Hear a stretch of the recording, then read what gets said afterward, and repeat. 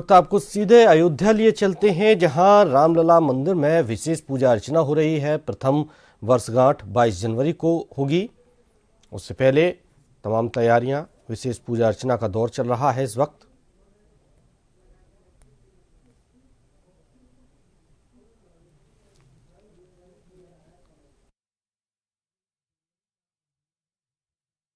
मास चल रहा है, शुक्ल पक्ष की द्वादशी है आज, तो ऐसे में कोहरा और ठंड है, लेकिन इस राम मंदिर के भीतर प्रवेश करते हुए जो एक सकारात्मक ऊर्जा मिलती है वो शरीर को भी आनंदित और रोमांचित कर देती है। और इसीलिए आज हमारे पवन देवता भी मेहरबान हैं और सूर्य देवता भी, क्योंकि प्रभु श्री राम सूर्यवंशी हैं। उन्होंने अपने ताप को बिखेर दिया है कि आने पर किसी भी श्रद्धालु को कोई भी तकलीफ या परेशानी या कठिनाई ना हो। ये अद्भुत रूप है हमारे बालक राम का, जो महाभिषेक के लिए पूरी तरह तैयार हैं। बीथी सकल सुगंध सिंचाई, गजमनि रच बहु चौक पुराई, नाना भांति सुमंगल साजे, हर्ष नगर निशान बहु बाजे। अयोध्या नगरी आज प्रफुल्लित है, उल्लासित है। विग्रह दर्शन अभी आप कर रहे थे प्रभु श्री राम के उस रूप के। ये राम राघव सरकार है। राम लला वो तो बड़ी छोटी सी मूर्ति, बाल सुलभ मूर्ति, जो बालक दृश्य होता है वो सब कुछ उस मूर्ति में भय प्रकट कृपाला, दीन दयाला, कौशल्या हितकारी, हर्षित महतारी, मुनि मनहारी, अद्भुत रूप विचारी। उस रूप के दर्शन किसमें होते हैं? वो जो प्राचीन रामलला की मूर्ति है, छोटी सी मूर्ति है, उसमें वो दर्शन होते हैं। किंतु अब तरुणाई लेती अवस्था में श्री राम राघव सरकार की ये देखे क्या क्या दृश्य है, शब्द खो जाएं।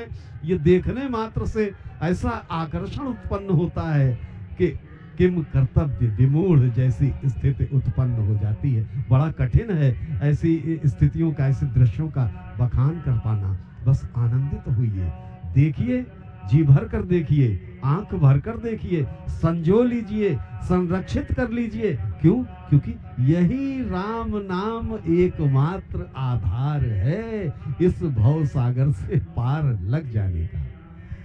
बाल रूप में विराजमान इस छवि को मानस पटल पर सदैव के लिए अंकित करने की चाह लिए, और यकीन मानिए इस समय हम सब इस सजीव प्रसारण को जो आप तक पहुंचा रहे हैं रोमांचित हैं, भाव विभोर हैं। मैं महसूस कर सकता हूं हमारे साथी अनिल जी की भावनाएं, और वैसा ही कुछ रोमांच है।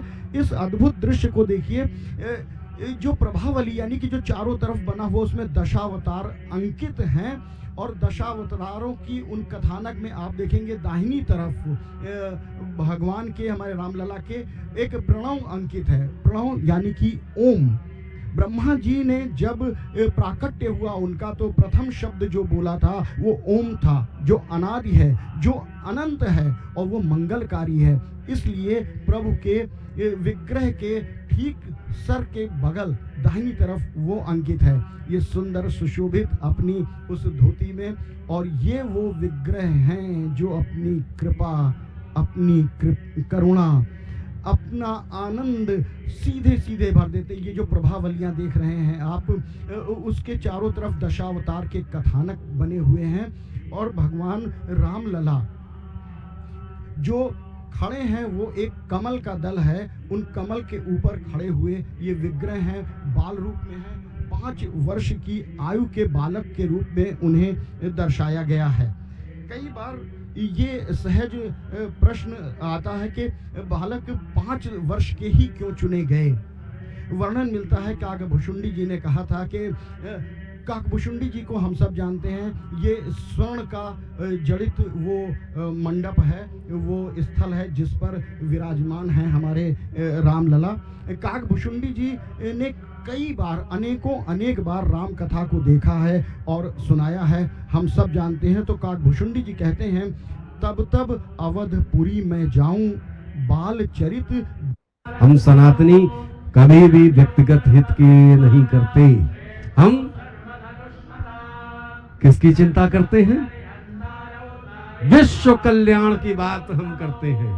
इसीलिए तो हम करते हैं सर्वे भवन्तु सुखिनः। सबके कल्याण की कामना करने का एकमात्र उपाय क्या है? सबकी कल्याण का एकमात्र साधन प्रभु श्री राम ही है। तो इसलिए हम इतना बखान करते हैं प्रभु श्री राम के नाम का, और ये बखान कितना भी कर ले जाते हैं छोटा पड़ जाता है। आप देखिए पीछे पवन सुत हनुमान के दर्शन हो रहे, तो ये विश्राम मुद्रा में, ये शयन मुद्रा नहीं है प्रभु की, ये विश्रांत मुद्रा है। विश्रांत मुद्रा में अभी हनुमान जी आपको दिखाई पड़े थे ना, ये हनुमान जी के दर्शन विश्रांत मुद्रा में आप